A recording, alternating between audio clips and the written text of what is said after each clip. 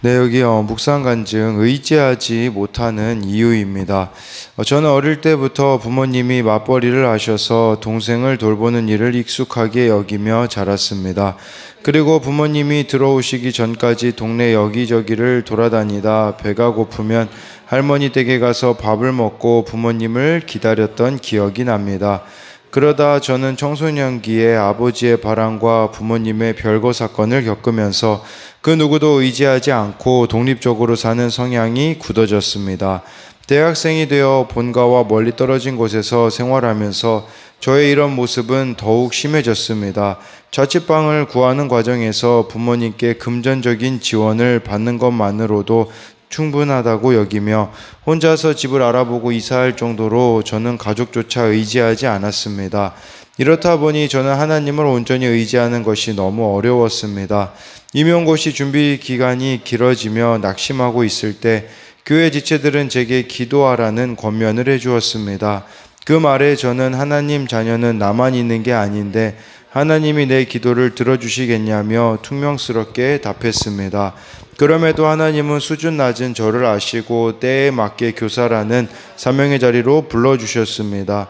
하지만 저는 꿈에도 그리던 학교에서 근무하게 되자 또다시 내 명철을 의지하며 사람들에게 인정받고자 안간힘을 썼습니다. 하다 결국 불안과 우울감이 찾아와 정신과 약을 먹게 되었습니다. 그러면서 그동안 마음을 다해 여호와를 신뢰하지 못한 것이 그저 저의 상처 때문인 줄 알았는데 그 근원에 저의 뿌리 깊은 교만이 있음을 깨닫게 되었습니다. 오늘 말씀으로 하나님은 제게 범사의 나를 인정하라, 그리하면 내 길을 지도해야겠다는 명령과 약속을 주십니다. 교직 생활을 통해 저의 교만을 직면하게 하시고 돌이켜 하나님을 온전히 의지하도록 인도해 주시는 주님 감사하고 사랑합니다. 적용하기입니다. 가족에게 혈기가 올라올 때면 먼저 청년부 소그룹 모임에 저의 마음을 이야기하겠습니다. 믿지 않는 아버지와 일주일에 한 번 이상 대화하며 제가 큐티한 내용을 나누겠습니다. 네, 여기 이렇게 하나님을 온전히 의지하는 것이 이렇게 너무나 어려웠다라고 하면서 하나님 자녀는 남아있는 게 아닌데 하나님이 내 기도를 들어주시겠냐며 퉁명스럽게 답했는데 사명의 자리로 이렇게 불러주시고 학교에 근무하게 되자 불안, 우울, 정신과 약을 먹게 되었을 때 그동안 마음을 다해 여호와를 신뢰하지 못한 것이 저의 상처 때문인 줄 알았는데 알고 보니 뿌리 깊은 교만임을 이렇게 알게 되었다라고 말해주고 있습니다. 오늘은 이 잠언 3장 1절부터 이 10절까지의 내용을 보면요. 먼저 1, 2절 말씀을 보면 내 아들아 나의 법을 잊어버리지 말고 내 마음으로 나의 명령을 지키라. 그리하면 그것이 내가 장수하여 많은 애를 누리게 하며 평강을 더하게 하리라 라고 말씀해 주고 있어요. 솔로몬이 지금 내 아들아라고 말하면서 부모 또는 지혜교사의 이 가르침을 들으라는 것이죠. 나의 법을 잊어버리지 말고 내 마음으로 나의 명령을 지키라고 하고 있어요.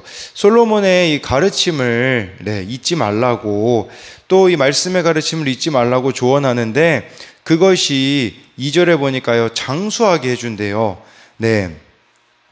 많은 애를 누리게 하며 평강을 더하게 하겠다라고 하는데요.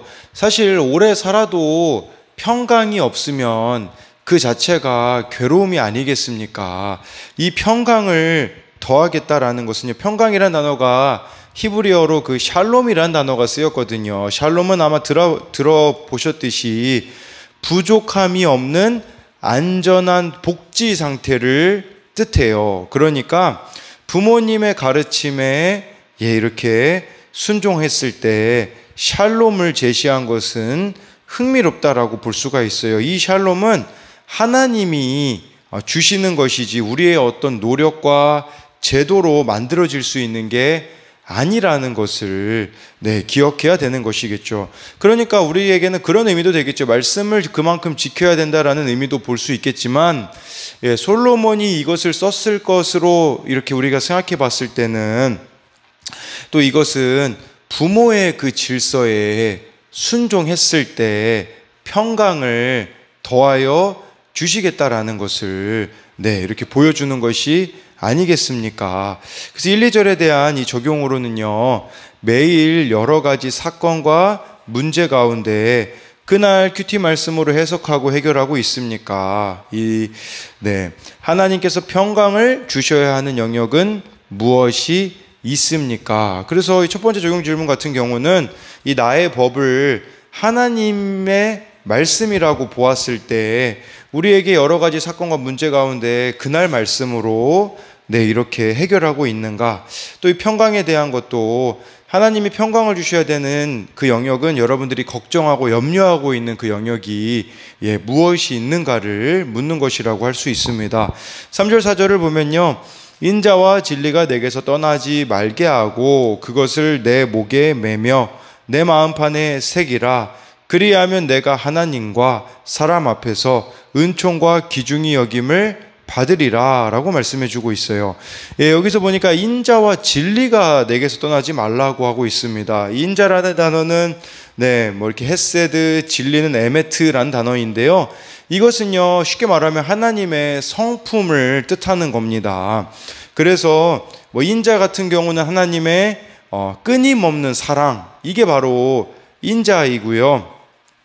그 다음에 여기 진리 같은 경우는 지속적인 하나님의 친절 또는 신실하심을 뜻한다라고 볼 수가 있는 것이에요. 이 두 가지를요 3절에 보니까 목에 매며 마음판에 새기라고 하고 있어요. 이 목은요 생명을 의미하는 목이거든요. 그렇기 때문에 가장 가까운 곳에 두라는 거예요. 그러니까 말씀을 나의 가장 가까운 곳에 두는 것이 목에다가 매는 것이라고 할 수 있어요. 그래서 유대인들 같은 경우는 지금도 이렇게 목에도 그렇고 이렇게 이마에도 두기도 하고 실제로 그렇게 하기도 하지만 이것은 가장 가까이 우리에게 말씀을 두라는 것이고요. 내 마음판에 새기라는 것은 무슨 말일까요? 내면화하라는 거예요. 이 말씀이 나에게 체질화되어야 된다, 내면화 되어져야 한단다라고 말씀하시는 것이라고 볼 수가 있는 것이에요. 그러니까 이 말씀의 원칙을 따르는 그 말씀의 내면화가 우리들 가운데 끊임없이 이루어져야 한다라는 것이에요. 인자와 진리라는 이 하나님의 성품을 말씀을 통해서 끊임없이 생명과 같이 여기고 내면화하면 어떤 일이 벌어집니까? 4절에 나와 있잖아요. 내가 하나님과 사람 앞에서 은총과 귀중히 여김을 받는다라고 말씀해주고 있어요. 무슨 말이겠습니까? 정말 우리가 하나님과의 관계가 바르다면 하나님뿐 아니라 사람들에게도 은총과 귀중히 여김을 받아야 하는데, 여기서 이 귀중히 여김을 받으리라가 좋은 평판을 만나리라 라는 의미가 있더라고요. 이 평판이라는 거 내가 만들려고 하면요 으스러지는 일이 생길 수밖에 없어요. 그러나 하나님이 그 평판을 만들어 주시겠다라는 것이겠죠. 그래서 이 하나님의 성품을 이 말씀을 통해 우리 자신을 채울 때 이런 일들이 벌어지게 된다라고 할 수 있습니다. 그래서 3, 4절에 대한 적용으로는 어떻게 말씀을 내면화하고 있습니까? 그래서 이 말씀을 정말 마음판에 새기기 위해서 여러분들에게는 어떤 그런 것들을 하고 있느냐라는 거죠. 암송이 될 수도 있겠고요. 우리가 큐티하면서 가만가만이라고 그 소망의 교회라는 곳에서는 2시간마다 알람을 울려서 그날 본문 말씀을 다시 보는 그런 적용들도 있더라고요.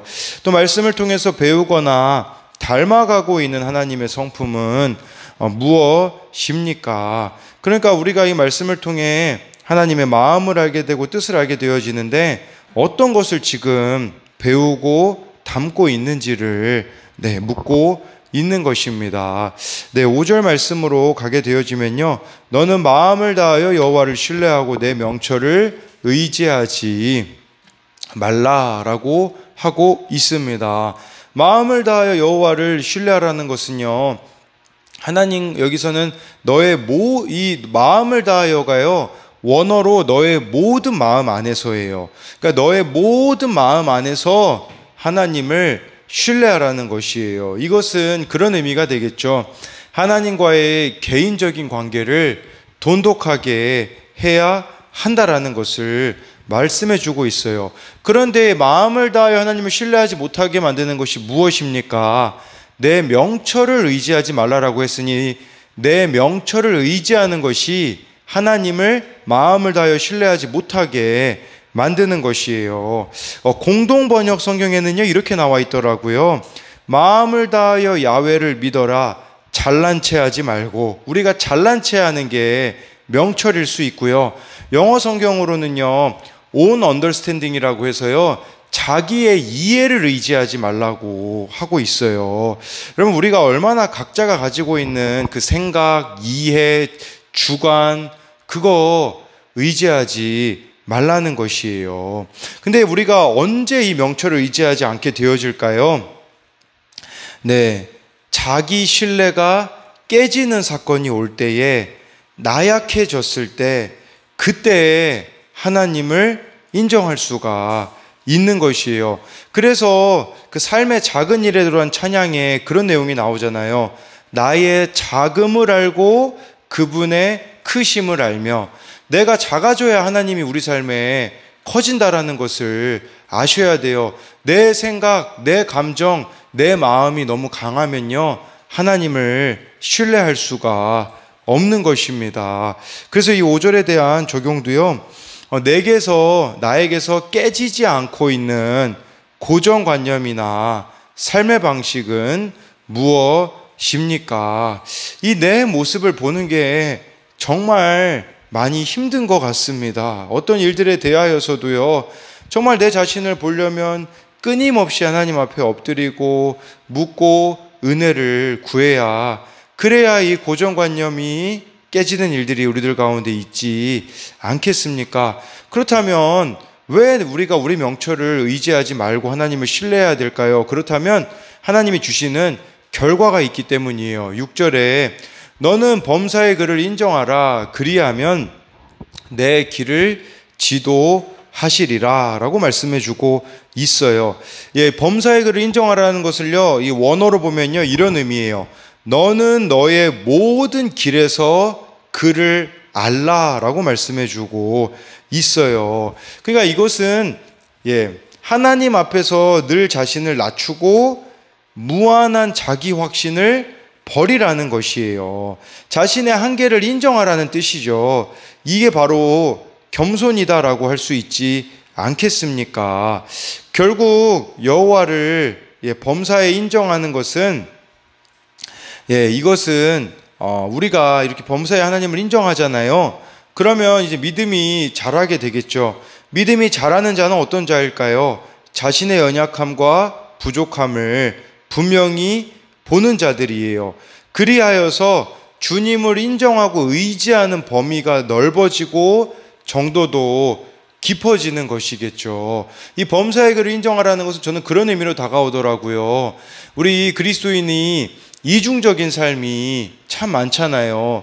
그런데 진짜 하나님은 우리가 이제 조금씩 영역을 넓혀서 인정하기 시작하는 거예요. 가정에 들어가서도 하나님을 인정하기를 시작하는 거예요. 막 가정에서 하나님 없는 것처럼 살았던 삶이 하나님 있는 삶이 되어지는 것이고, 학교에 가서 직장에 가서도 하나님을 인정하는 이 영역들이 점점 넓어지는 것, 이게 바로 범사에 하나님을 인정하는 것이고 믿음이 자라게 되는 것이라는 거. 이럴 때 내 길을 지도하시리라. 이것이 원어로 보면요, 그리하면 그가 너의 길을 곧게 하실 것이다.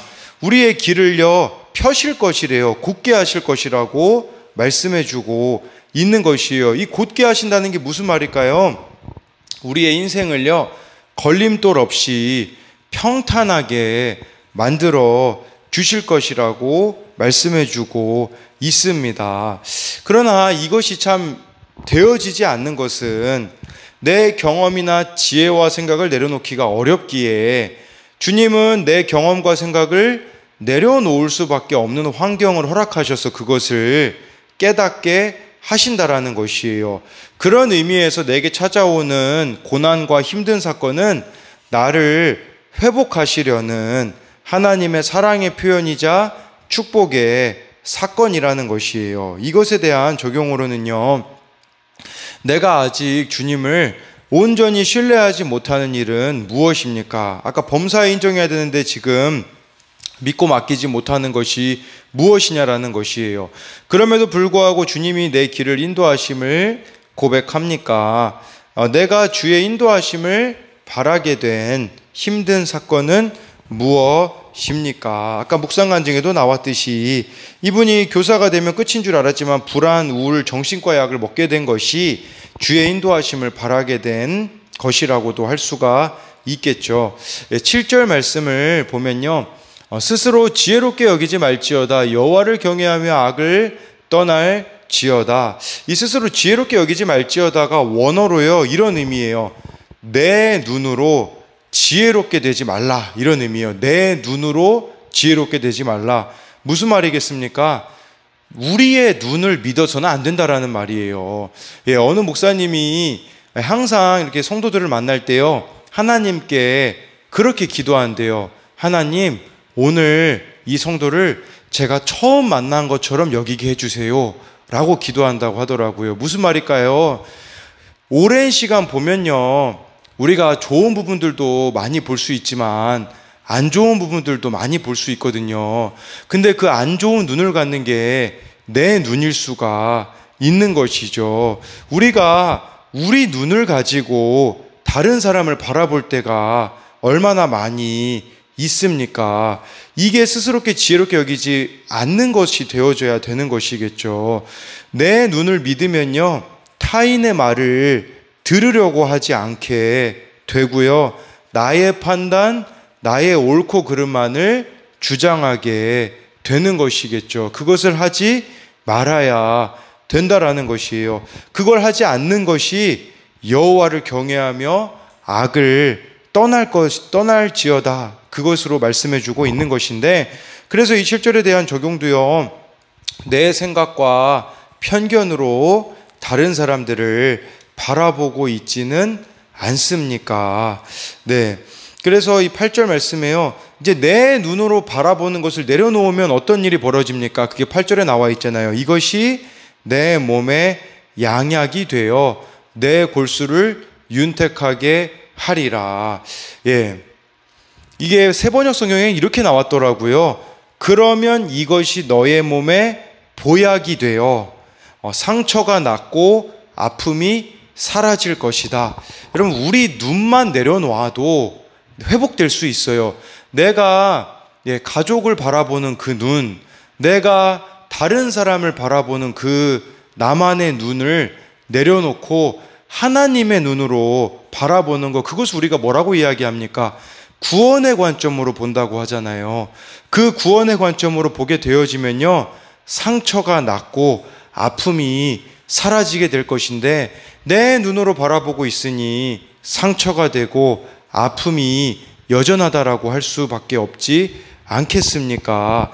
여기서 이 골수가 윤택하게 되리라라는 것은요, 생명력 있는 영혼의 상태가 될 거라는 의미가 있는 것이에요. 생명력 있는 영혼의 상태가 될 것이다. 그래서 우리의 영이 사는 길은 내 눈을 내려놓고 하나님의 눈을, 우리가 하나님의 눈으로 살아가는 것이라고 할 수가 있겠습니다. 9절하고 10절 말씀 보면요, 내 재물과 내 소산물의 처음 익은 열매로 여호와를 공경하라. 그리하면 내 창고가 가득히 차고 내 포도즙 틀에 새 포도즙이 넘치리라 라고 말씀해 주고 있습니다. 이것은요, 저는 그런 의미로 다가오더라고요. 말로만 하나님 사랑한다고 하지 말아라, 이런 의미가 되더라고요. 진짜 하나님 사랑하면요, 우리가 두 가지를 하나님께 드릴 겁니다. 하나는 시간, 하나는 물질입니다. 이거 없이 입으로만 하나님을 사랑한다라고 한다면 그것은 하나님을 사랑하는 것이 아니겠죠. 그래서 내 재물과 처음 익은 열매로 하나님을 공경하라라고 하는데, 공경하다라는 단어가요, 무게를 재다, 무겁다라는 뜻에서 나왔어요. 그러니까 하나님께 무게를 두어야 된다라는 말이에요. 그러니까 하나님의 가치를 내가 정말 크게 여긴다면 이러한 것들을 하나님께 드리는 것이라고 할 수가 있겠죠. 그러면 어떤 일이 벌어지게 되냐면 10절에 내 창고가 가득히 차고 포도즙틀에 새 포도즙이 넘친다라는 것은요, 포도주를 담은 통이 터질 정도라면 얼마나 큰 축복을 하나님이 주시겠다고 약속하시는 것이겠습니까? 이처럼 하나님을 경외할 때, 범사에 인정할 때에 예수님께서 하신 말씀처럼요, 먼저 그의 나라와 그의 의를 구하라. 그리하면 이 모든 것을 너희에게 더하시겠다라는 그 말씀처럼 우리의 삶의 필요를 넘치도록 채워주신다라는 것을 기억해야 한다라는 것입니다. 그래서 이것에 대한 또 마지막 적용 질문은, 내 시간과 돈과 수고로 주님을 공경하고 있습니까?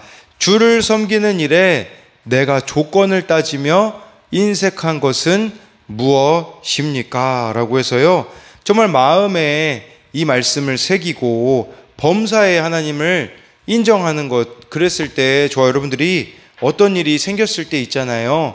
그때 다른 방법을 구하지 마시고 그날 말씀을 펴서 다시 묵상해 보십시오. 그렇다면 그 가운데 또 하나님께서 우리를 향한 대답을 이미 준비해 놓으셨다라는 것을 기억하는 저와 여러분들이 되기를 소망합니다.